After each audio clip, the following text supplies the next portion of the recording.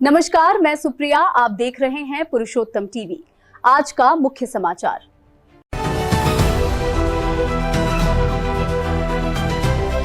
Supreme court ने सोमवार को उस याचिका पर सुनवाई करने से मना कर दिया जिसमें 21 जून को होने वाली राष्ट्रीय पात्रता सह परीक्षा प्रवेश नीट यूजी 2026 के रीटेस्ट को मौजूदा पेन एंड पेपर फॉर्मेट के बजाय कंप्यूटर आधारित टेस्ट यानी सीबीटी मोड से कराने की मांग की गई थी। कोर्ट ने मामले की अगली सुनवाई जुलाई में तय की है।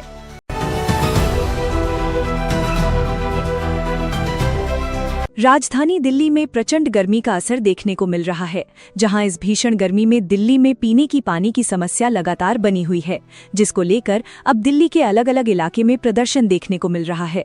इसी कड़ी में दिल्ली के गोविंदपुरी स्थित लोग भीषण पानी की समस्या को लेकर ओखला जल बोर्ड के दफ्तर पर प्रचंड प्रदर्शन किया है। इस दौरान बड़ी संख्या में दिल्ली पुलिस के जवान मौजूद रहे। इस दौरान जल बोर्ड के दफ्तर के बाहर प्रदर्शन करने पहुंचे लोगों ने मटका फोड़ा प्रदर्शन किया।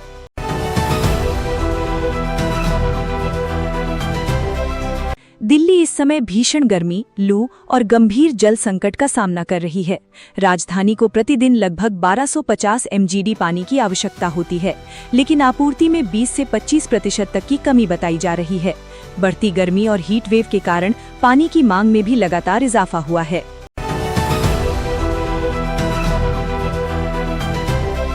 दिल्ली हाई कोर्ट के जज जस्टिस अमित शर्मा ने 2020 में उत्तर पूर्वी दिल्ली में हुए दंगों की साजिश रचने के आरोपी ताहिर हुसैन की जमानत याचिका पर सुनवाई से खुद को अलग कर दिया है।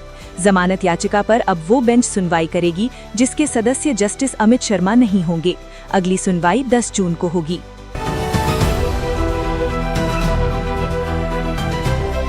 दिल्ली के जीटीबी अस्पताल से शनिवार को 7 माह का मासूम गायब हो गया। पुलिस ने अपहरण का केस दर्ज किया है।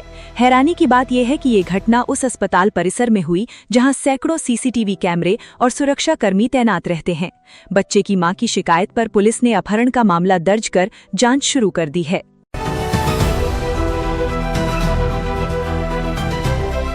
उत्तराखंड में झरने और गाढ़ गदेरों के अस्तित्व को जानने की कोशिश की जा रही है। ये पहला मौका है जब देश में झरनों की गिनती का काम हो रहा है।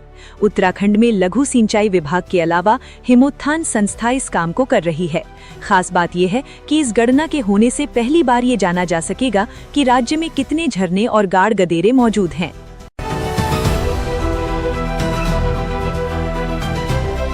कंप्यूटर की दुनिया बदलने वाली है। अभी तक हम कंप्यूटर पर काम करने के लिए पहले माउस क्लिक करते थे, कुछ टाइप करते थे और फिर रिजल्ट्स देखते थे। लेकिन अब एनवीडिया ने एक ऐसी चिप बनाई है जो इस पूरे सिस्टम को बदल देगी। अब आप कंप्यूटर को बोलेंगे और वो खुद काम करेगा। इस चिप का नाम एनवीडिया RTX स्पार्क है।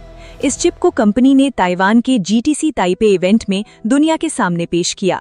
एनवीडिया के CEO जेनसन हुआंग ने इसे पेश करते हुए कहा, पिछले 40 सालों में आप ऐप्स खोलते थे, क्लिक करते थे, टाइप करते थे, लेकिन अब RTX स्पार्क के साथ आप बस पूछेंगे और फिर आपका कंप्यूटर अपने आप काम करेगा।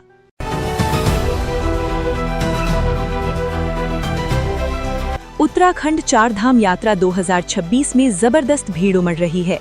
ऐसे में ऋषिकेश में यातायात और भारी भीड़ को नियंत्रित करने के लिए पुलिस प्रशासन ने एक नई पहल की है, जिसके तहत यात्रा के सुगम संचालन के लिए पुलिस ने अपने बेड़े में ट्रैफिक वॉलंटियर के रूप में NCC कैडेट्स को शामिल किया है।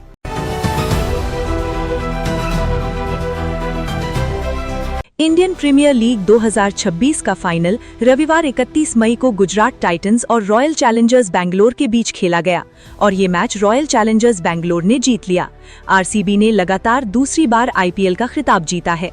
इस शानदार जीत के कई वीडियो और तस्वीरें सामने आ रहे हैं, पर एक वीडियो ऐसा है जिसने सभी का दिल जीत लिया है।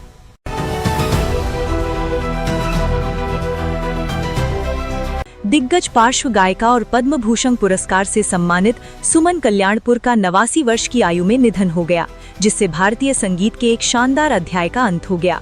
अपनी मधुर आवाज और सहज गायन शैली के लिए जानी जाने वाली कल्याणपुर ने कई दशकों और भाषाओं में फैले अपने करियर का आनंद लिया। उन्होंने हिंदी, मराठी, गुजराती, बंगाली, भोजपुरी और कई अन्य भारतीय भाषाओं में एक खूबसूरत संगीत विरासत छोड़ी है।